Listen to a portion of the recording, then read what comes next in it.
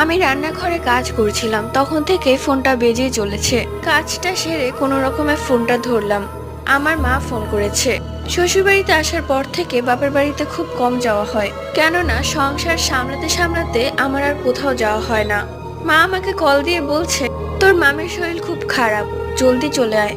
আমি বললাম, কি হয়েছে মামি? তখন মা বলল, জলদি চলে আয়। আর তো কিছু আমি বলতে পারবো না। আমিও তাড়াতাড়ি বোকা পড়ে চলে গেলাম মায়ের বাড়িতে। গিয়ে দেখি মা তো ঘুমিয়ে আছে।